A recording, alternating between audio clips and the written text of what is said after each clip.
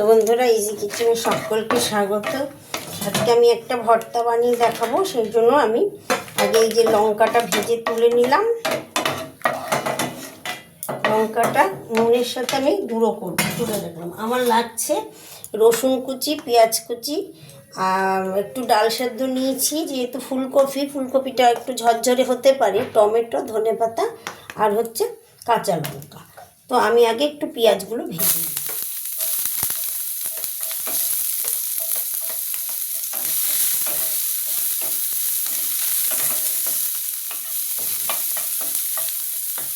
পেঁয়াজগুলো একটু ভেজে নিতে আমি একে একে ফোড়ন দেবো। রসুন কুচি দিয়ে দিলাম, কাঁচা লঙ্কা দিয়ে দিলাম, এরপরে আমি টমেটোটা দিয়ে দেবো। এই টমেটোটা দিয়ে দিই, এগুলো একটু মোটামুটি সময় নেয়।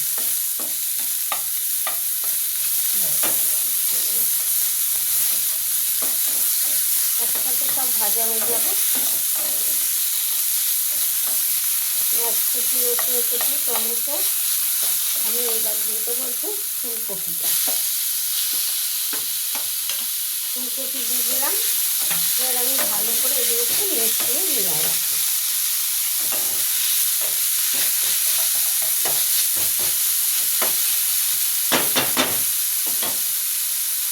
হলুদ গুঁড়ো,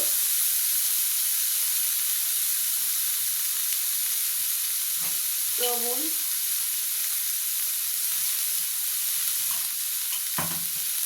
লঙ্কার গুঁড়ো, যে যেরকম ঝাল খাবে দিয়ে দিলাম।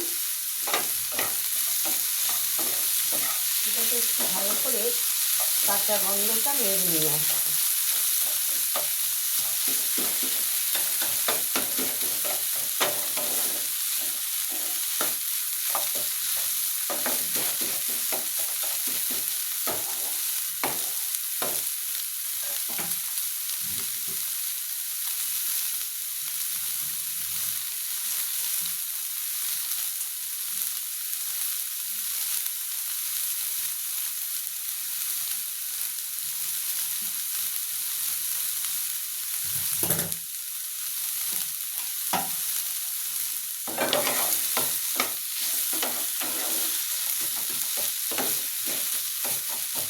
ডাল সেদ্ধটাও দিয়ে দিই।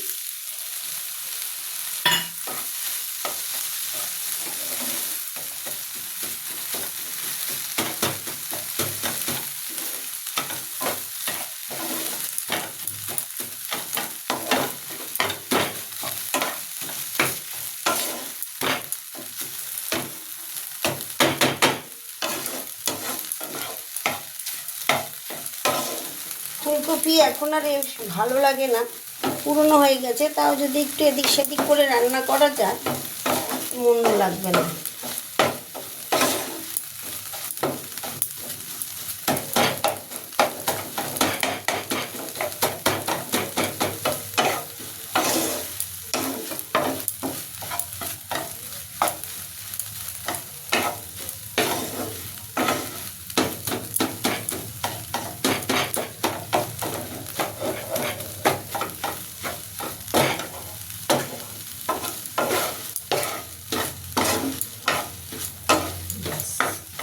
হয়ে এসছে ভাতটা।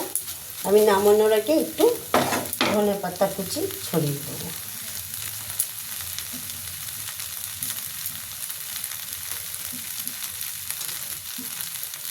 ধনেপাতা কুচি দিয়ে দিলাম। ভাতটা দিয়ে,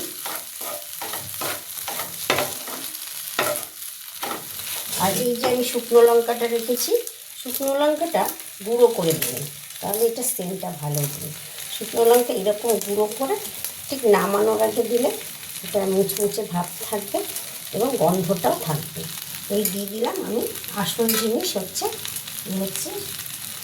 শুকনো লঙ্কা ভাজা। তো আমার ভর্তা মোটামুটি হয়ে গেছে।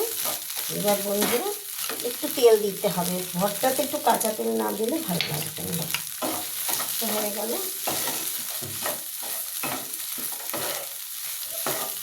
ফুলকপির ভর্তা কেউ না বললে বিশ্বাস করবে না যে এটা কিসের ভর্তা।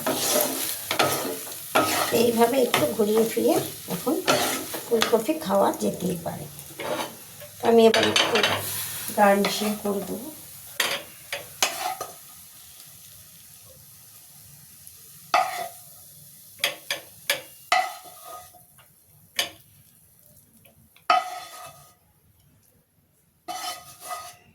ব্যাস হয়ে গেল, ফুলকপি ভর্তা রেডি।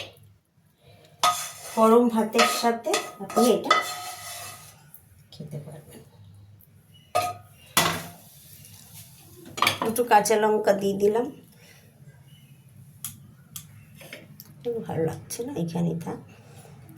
আর একটু কাঁচা তেল।